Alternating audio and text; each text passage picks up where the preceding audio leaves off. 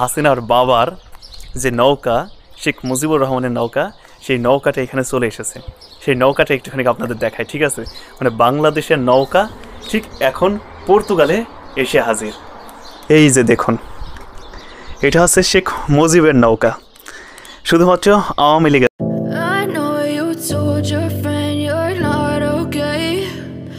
আমি এখন গাড়ি থেকে বের হব, দেখি গাড়িটা আসলে পার্কিং করার ওই রকম খুব একটা পাইনি। আপনার যে কোনো একটা জায়গাতে এক সাইড করে জায়গাতে আসলে রাখলাম, জাস্ট 2 থেকে 5 মিনিট সময় অতিবাহিত, ঠিক আছে?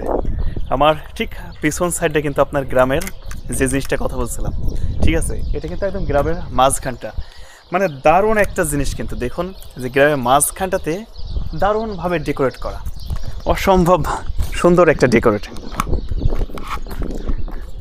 ঠিক আমি এখন ওই জায়গাটাতে প্রবেশ করবো। এটা যে কোনো একটা ট্যুরিস্ট এরিয়া বা এইরকম কোনো কিছু না কিন্তু, ঠিক আছে?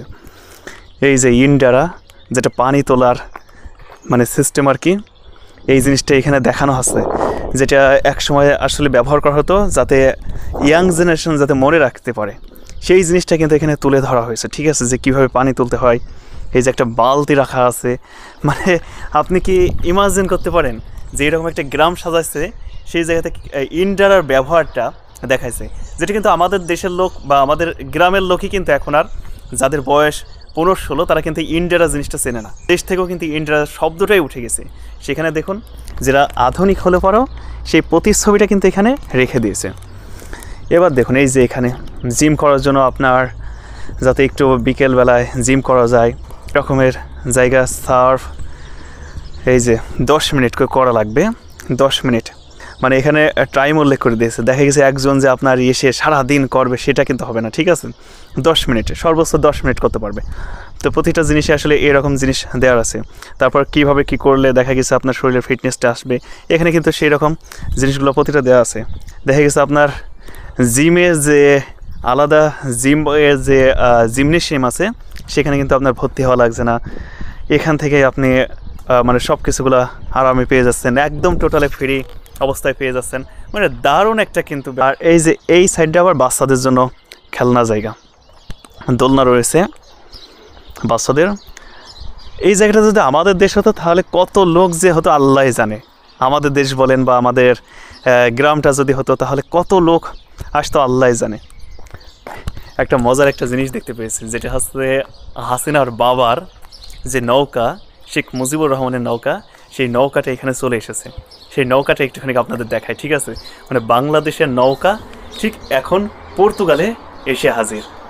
এই যে দেখুন, এটা হচ্ছে শেখ মুজিবের নৌকা, শুধুমাত্র আওয়ামী লীগের। এই নৌকাটা পর্তুগালের গভর্নমেন্ট মানে শেখ হাসিনার কাছ থেকে মানে চায়ে চিনতে নিয়ে এসেছে। যারা আসলে এখন আওয়ামী লীগ, তাদের একটা গর্বের বিষয় যে তাদের নৌকা এখন পর্তুগালের একটা জায়গাতে অবস্থান করছে। আর এই সাইডটাতে বসার জন্য দেখা গেছে এই জায়গায় আপনার আওয়ামী লীগের যে সকল পার্টির লোকজন আছে তারা এসে এখানে বসবে, এখানে এসে রাজনৈতিক আলোচনা সমালোচনা করবে। দেখা গেছে কীভাবে ডক্টর মোহাম্মদ ইউনূস সাহেবকে কীভাবে আপনার দেশ থেকে বিতাড়িত করা যায়, দেশ থেকে পদত্যাগ করানোর যে সকল নীল নকশা, সেই নকশাগুলোর কাজকর্ম এখান থেকে তারা করবে, ঠিক আছে? এই জায়গাটা হয়তো হাসিনা বসবে, সামনের অপোজিটে হাসিনার বাপ, তার অপোজিটে দেখা গেছে আপনার মোদি। আমার মনে হয় কি যে এক প্রান্তে হাসিনা আর এক প্রান্তে আপনার মোদি, এখানে আপনার হাসিনা বসবে আর ওই সাইডটাতে আপনার মোদি সাহেব বসবে। কেননা ওই সাইডটাতে আপনার এই যে হাল বয় মানে নৌকা সেইটা আর কি।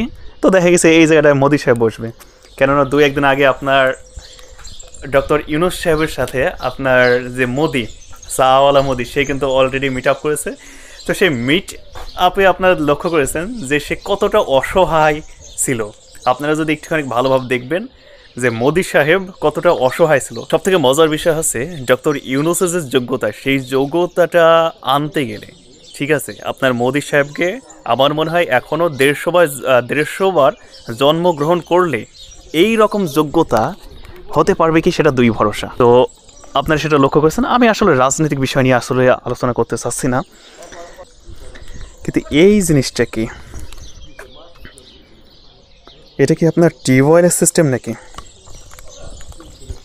কি হতে পারে এটা? যদি আপনি জানেন তবে অবশ্যই কমেন্ট করে জানান।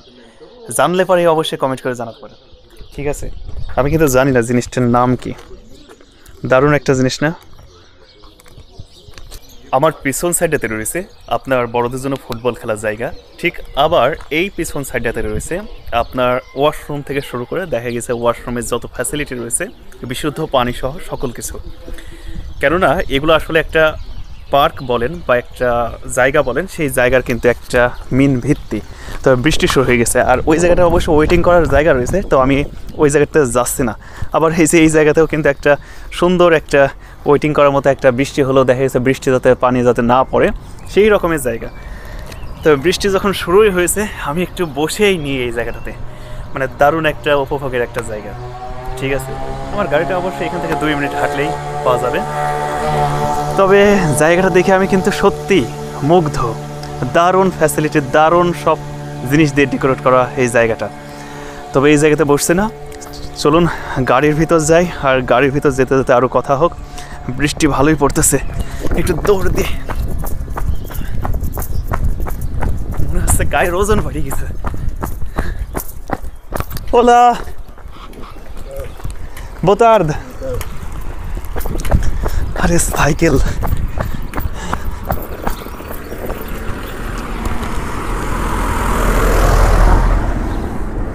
হাই রে সাই, চাবি কই?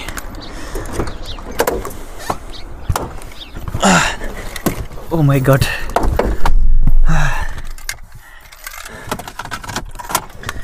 তো আমি এখন গাড়ির ভিতরে চলে এসেছি। বাইরে মোটামুটি একটা বৃষ্টি শুরু হচ্ছে, আর এখানকার বৃষ্টি যে কখন যে শুরু হয় আর কখন যে শেষ হয় সেটা বোঝাই আসলে বিশাল একটা বড় কষ্টের একটা জায়গা। তো শুধুমাত্র আজকে এই জিনিসটুকু দেখানোর জন্য আপনাদের এই জায়গাতে নেমে জায়গাটা দেখালাম। আমি জানি না আপনার কাছে এই ভিডিওটা কেমন লাগছে। যদি ভিডিও ভালো লাগে তবে অবশ্যই একটা কমেন্ট করে আপনার উৎসাহমূলক একটা কমেন্ট করুন।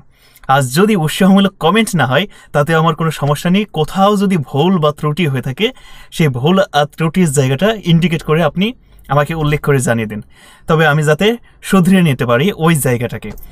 আর আপনার কাছে যদি ভিডিওটা ভালো লাগে তবে অবশ্যই আপনি একটা লাইক দিয়ে দিন, আর আপনার অন্যান্য বন্ধুদেরকে দেখার জন্য ভিডিওটা শেয়ার করুন। আর আপনি যদি এই চ্যানেলের নতুন দর্শক হয়ে থাকেন তবে অবশ্যই চ্যানেলটিকে সাবস্ক্রাইব করুন এবং পাশে থাকা বেল আইকন বাজিয়ে রাখুন। ধন্যবাদ এতক্ষণ ভিডিওর সাথে থাকার জন্য।